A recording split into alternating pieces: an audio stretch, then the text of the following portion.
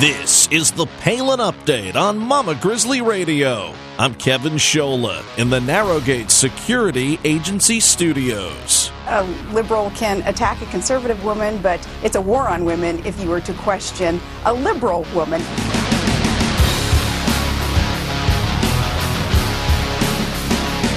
Hillary Clinton is running for the presidency, a job her husband once held. Many are behind her run.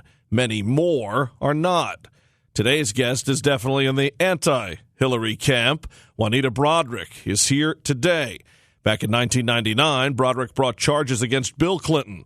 And while she's remained relatively quiet since then, at least publicly, she's now speaking out, hoping to expose the Clintons and prevent another Clinton in the White House. Juanita Broaddrick coming up on Mama Grizzly Radio. Donald Trump rolls in South Carolina. Sarah Palin calls out the ridiculous Glenn Beck.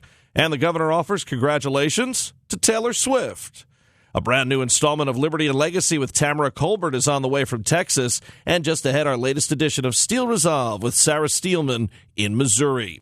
Welcome to the Palin Update on Mama Grizzly Radio. The Palin Update is sponsored by Narrowgate Security Agency. Learn more at narrowgate.com.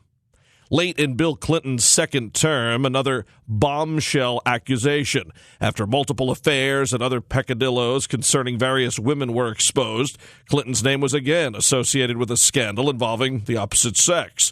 This, though, was the most serious of all. Juanita Broaddrick claims she was raped by then Arkansas Attorney General Bill Clinton in the 70s, and that Hillary Clinton tried to silence her. Broaddrick has stuck to her story, and now she's speaking out again, hoping to derail a Clinton run for the White House.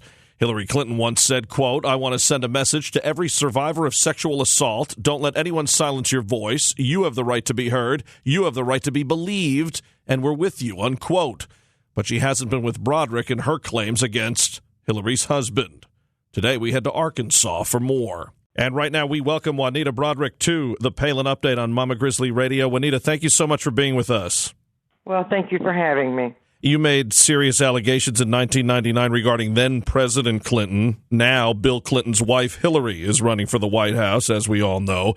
Tell us, Juanita, what you'd like to tell us about the accusations, where and what happened when you met Bill Clinton in the nursing home you worked at decades ago.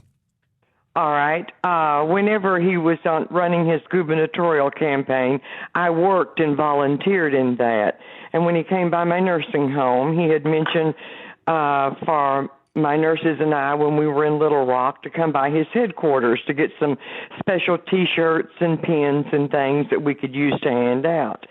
And I think you probably know the story that it got delayed where I was to meet him, and then finally when we were supposed to meet in the Camelot coffee shop and we didn't, and he called my room and said, "There's too many people down here. Could we possibly meet in your room?" Which I was hesitant about, but we did.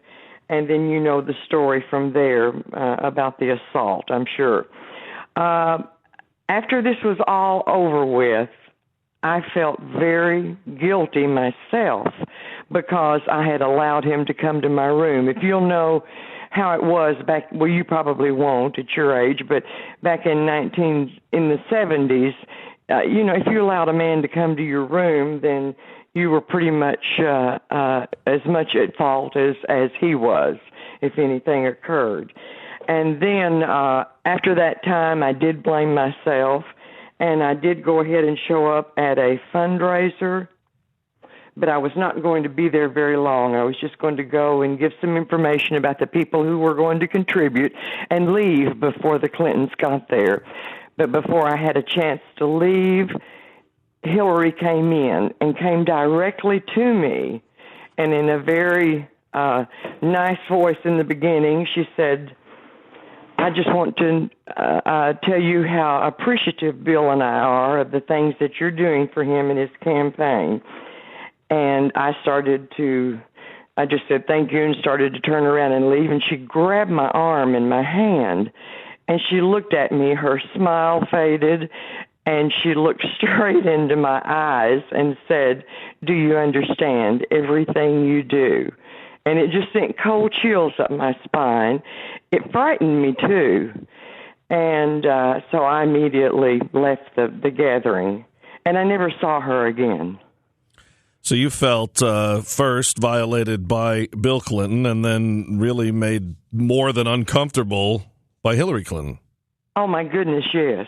Very much so. What has happened since? The Clintons have said very little about you except through a lawyer and really not much there. No legal action, correct, civil or criminal, was taken against Clinton or yourself based on the no. I was very frightened of him. Yeah. So where do things stand? Why speak out now? What do you want to see happen? Is it just to stop another Clinton presidency from becoming a reality? Oh, yes, it definitely is in my estimation. Right now, I absolutely would not be coming forward, Kevin. I would not be. I didn't come forward in 2008, and I wouldn't be coming forward now until I was sitting here one day and I hear that she's gone out on Twitter, Hillary Clinton, and said that all victims of sexual abuse should come forward and be heard. That astounded me. It went all over me.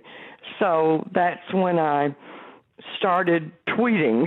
I didn't even really know what I was doing when I went on the Twitter account, and I started tweeting about just what she and Bill had done to me over the years. So she really got me very upset and angry at her comments. And I have to be truthful, I probably would never have come forward had she not said that. Well, we thought of you as well. A lot of the Democrat Party, Hillary Clinton, one of the leaders there, talking about this so-called war on women. The other day, Madeleine Albright, to paraphrase, said something along the lines, at a Hillary rally with Hillary next to her, that there's a special place in hell for women who do not help other women. And, at first I thought of it from a political aspect. I said, well, I guess that doesn't hold true for Sarah Palin or Carly Fiorina or Michelle Bachmann, because they certainly say awful things about them. But then I also thought about Paula Jones, and I thought about Jennifer Flowers, who's been on this show, and I thought about you, Juanita. And, when you hear comments like that, how does that make you feel that all these years later, there's Bill Clinton and Hillary Clinton smiling away and really stalwarts of that party? Oh, it made me so angry, especially when Madeleine Albright came out. And the only thing I could say on Twitter to her was that Hillary is the devil and hell herself. Some people have not believed you, as you know. How does that feel? I mean, if someone is victimized... It's been so few and far between. Right. I've mostly had very great support, Kevin, especially in my own hometown, at my church. And most everyone that I meet has been very cordial and very nice and very supportive. I've had very little negative feedback. Now, would you consider going forward with anything from a legal standpoint? I mean, I think that what lends to your credibility is that you're not looking for anything. You're not looking for money. You're not looking for... In fact, I've had, back then I had offers to speak and to be interviewed for money, which I'd never have done and would not do in any shape, form, or fashion. But in the meantime, you have done some interviews, and I know some media outlets, NBC and others. And it's mainly because of that one tweet that Right. I sent out. I really did not know what I was doing when I did that day. I didn't realize the impact that it would have. And it sort of frightened me when my phone started ringing about an hour after I sent out that tweet about the history of what Bill Clinton had done to me and what Hillary had done. And I was just absolutely overwhelmed with reporters.